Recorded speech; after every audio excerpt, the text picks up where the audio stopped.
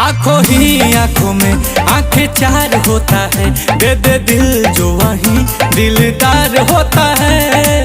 अपने सनम को प्यार से हमको थोड़ा देखा कीजिए। मेरे हम सफर काले आंखों में तो चश्मा लगा लीजिए।